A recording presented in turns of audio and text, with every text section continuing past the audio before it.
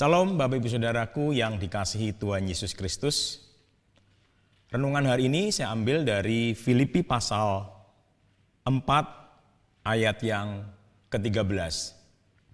Filipi pasal 4 ayat yang ke-13, segala perkara dapat kutanggung di dalam Dia yang memberi kekuatan kepadaku.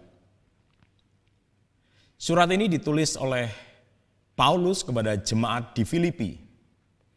Kalau kita melihat Filipi pasal 14 ayat yang pertama, di sana dikatakan, dinasihatkan oleh Paulus supaya jemaat di Filipi harus tetap berdiri teguh di dalam Tuhan.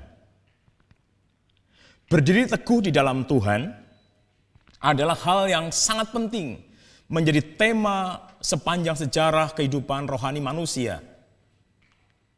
Mengapa? Karena itulah nilai kita mengikut Tuhan.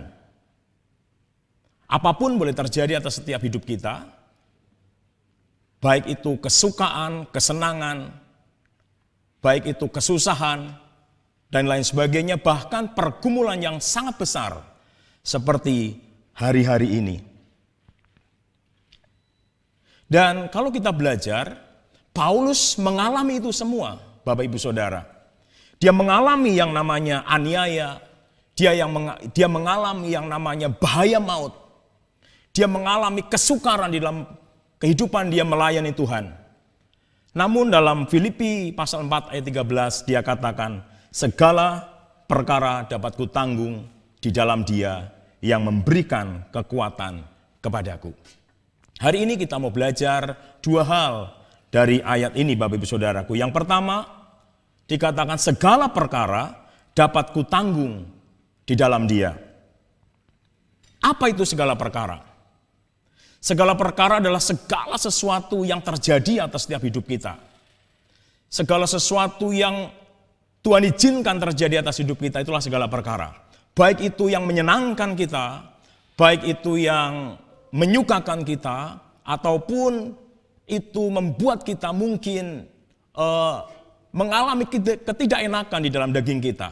Itulah segala perkara, termasuk tadi saya katakan hari-hari ini, di mana kita mengalami kejadian besar yang bukan hanya menimpa negara kita, tetapi juga menimpa hampir seluruh umat manusia.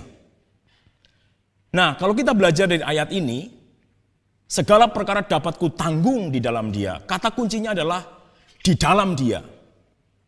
Karena kita tahu kalau kita dengan kekuatan sendiri, kita tidak bisa melakukan apa-apa.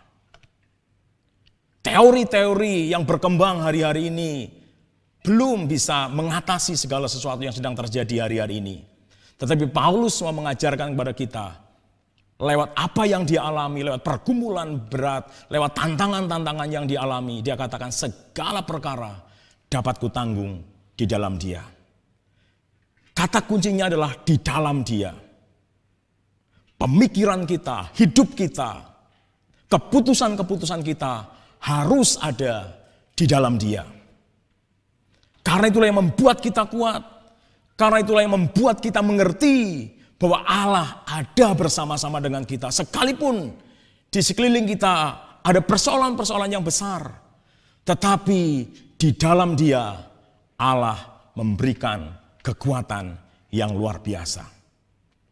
Firman Tuhan di Yohanes 15 ayat yang ke-5 di sana dikatakan, di luar aku kamu tidak bisa berbuat apa-apa.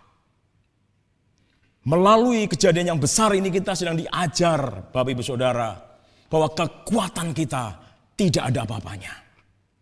Kita sedang diajar, kita sedang dibuat mengerti bahwa hanya di dalam Dia itulah kekuatan kita. Kemudian poin yang kedua adalah beroleh kekuatan.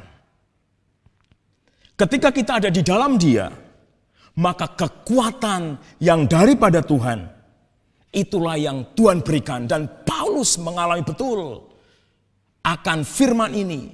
Dia mengalami betul bagaimana hidup bersama-sama dengan Dia, dan dia beroleh kekuatan yang luar biasa. Aniaya ada, tekanan ada luar biasa, Tapi dia beroleh kekuatan yang luar biasa. Bahkan dia mengeluarkan statement, hidup adalah Kristus, mati adalah keuntungan.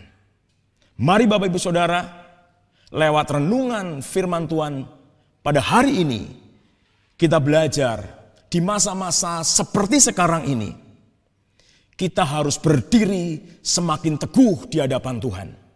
Supaya apa? Supaya kita mengalami kekuatan yang daripada Tuhan. Kita tinggal di dalam Dia dan kita beroleh kekuatan yang daripada Tuhan. Terima kasih, Tuhan Yesus memberkati.